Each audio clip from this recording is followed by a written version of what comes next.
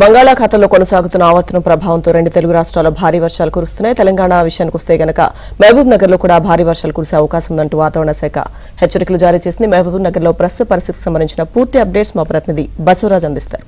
బసవరాజ్,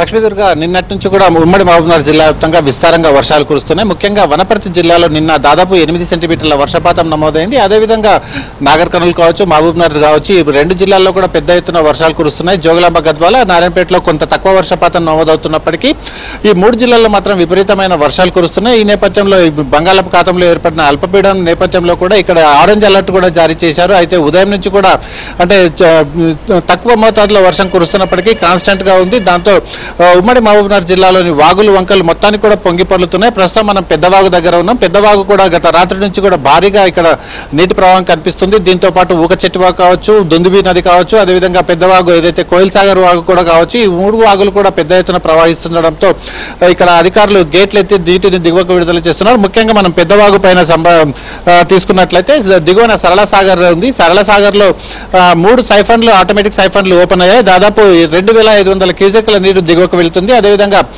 సరళ సాగర్ పైన శంకర సముద్రం కూడా దాదాపు పెద్ద ఎత్తున వరద ప్రవాహం అక్కడ నమోదవుతుండడంతో 5 గేట్లు ఎత్తి 2800 క్యూసెక్ల నీటిని దిగువకు విడుదల చేస్తున్నారు. దీంతో భారీగా అంటే సరళ సాగర్ నుంచి దిగువకు కృష్ణానదిలో నీళ్లు అంటే రామన్పాడుకు భారీ ఎత్తున నీటి ప్రవాహం ఉంది. దాంతో ఏదైతే కొత్తకోట, ఆత్మకూరు మధ్యలో పూర్తిగా రాకపోకలు నిలిచిపోయి అక్కడ లో లెవెల్ బ్రిడ్జ్ ఉంటుంది. ఎక్కడ వర్షాలు పడ్డప్పుడు కూడా అక్కడ లో లెవెల్ బ్రిడ్జ్ ను పూర్తిగా స్తంభింపజేస్తారు. వాహనాల రాకపోకలకు అనుమతించారు. ఇట్లాంటి పరిస్థితి నెలకొంది.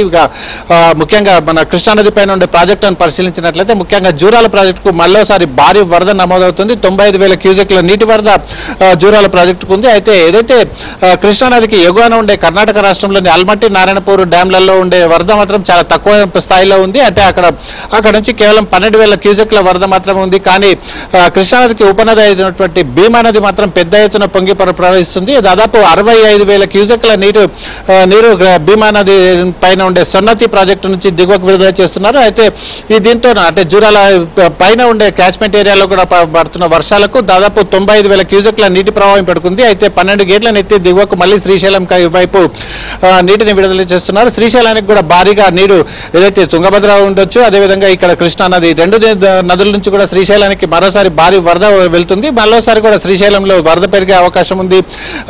ఇట్లాంటి పరిస్థితి మొత్తం పూర్తి మహబూబ్నగర్ జిల్లా వ్యాప్తంగా ఉంది. అయితే గత రాత్రి కురిసిన వర్షాలకు ఏదైతే పెట్లవెల్లి మండలంలో, అదేవిధంగా పాన్గాల్ మండలంలో కూడా కొంత పంట నష్టాలు కూడా జరిగాయి. ఈ నష్టాలను అంచనా వేసేందుకు అధికారులు ఉదయం నుంచి కూడా చర్యలు చేపడుతున్నారు. మొత్తానికి సాయంకాలం కూడా పెద్ద వర్షాలు కురిసే అవకాశం ఉన్నందుక ఎక్కడిదక్కడ జిల్లా కలెక్టర్లు కావచ్చు, ఎస్పీలు కావచ్చు, వాగులు, వంకలు ఎక్కడైతే ప్రాంతాల్లో ఉన్నాయో ఆ ప్రాంతాల్లో జనాలను అప్రమత్తం చేస్తున్నారు. జూరాల ప్రాజెక్టుకు 12 గేట్లు అయితే దిగువకు నీటిని విడుదల చేస్తున్న నేపథ్యంలో అక్కడ కూడా ఏదైతే పోలీసులు, అదేవిధంగా రెవెన్యూ సిబ్బంది సహాయక చర్యల కోసం రెడీగా ఉన్నారు.